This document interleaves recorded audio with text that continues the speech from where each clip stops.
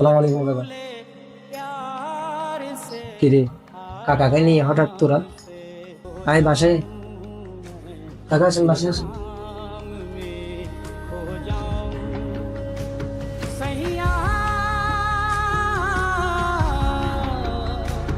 বসেন।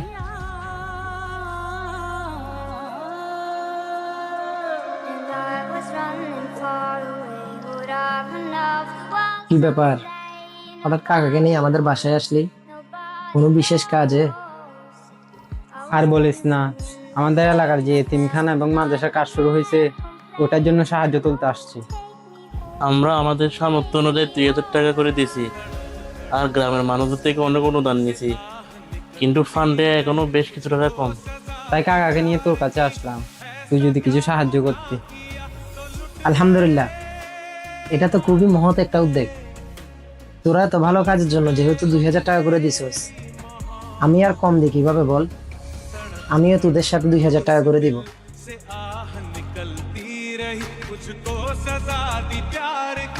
কাকা, আপনি একটু আমার সাথে ভিতরে আসেন, টাকাটা নিয়ে যান।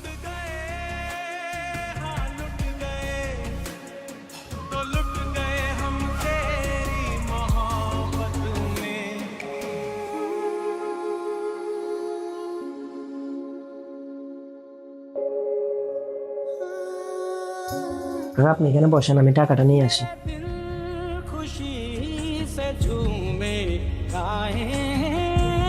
দেখছস ফাহিম, এত বড় বাড়ির ছেলে, এত টাকা পয়সা, কিন্তু দিচ্ছে মাত্র আমাদের মতো 2,000 টাকায়।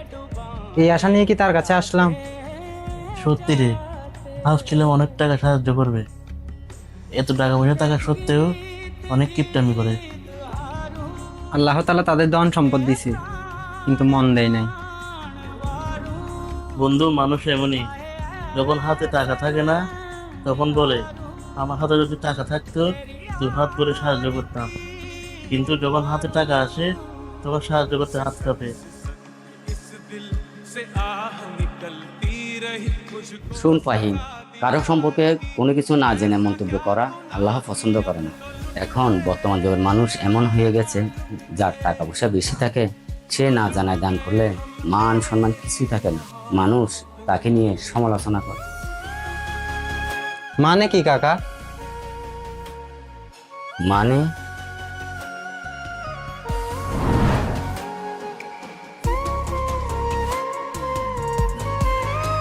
ধরেন কাকা, এখানে 20,000 টাকা আছে।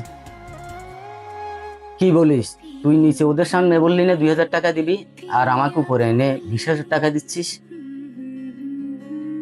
কাকা, আমার বন্ধুরা নিচে বলছে ওদের সামর্থ্য অনুযায়ী নাকি ওরা 2,000 টাকা করে দিছে। এখন আমি যদি ওদের সামনে বলতাম আমি 20,000 টাকা দিব, ওদের মনটা ছোট হয়ে যেত না? ভাবতো আমি টাকার অহংকার দেখাচ্ছি।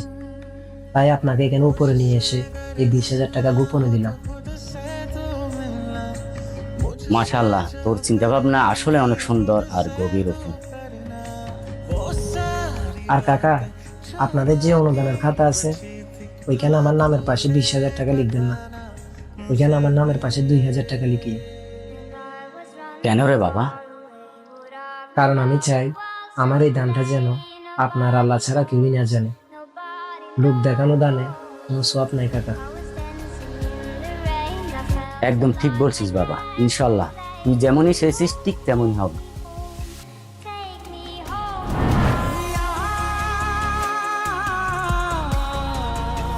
শুনো, কে কত টাকা দিল সেটা দেখে মানুষকে আমাদের বিচার করা উচিত না। মানুষ কত টাকা দিল সেটা বড় কথা না, তার নিয়ত কতটা পরিষ্কার সেইটাই আসল কথা। দান এমন হওয়া উচিত যাতে ডান হাত দিয়ে দিলে বাম হাতও তা টের না পায়। আপনার দান যেন কারো আত্মসম্মানে আঘাত না করে।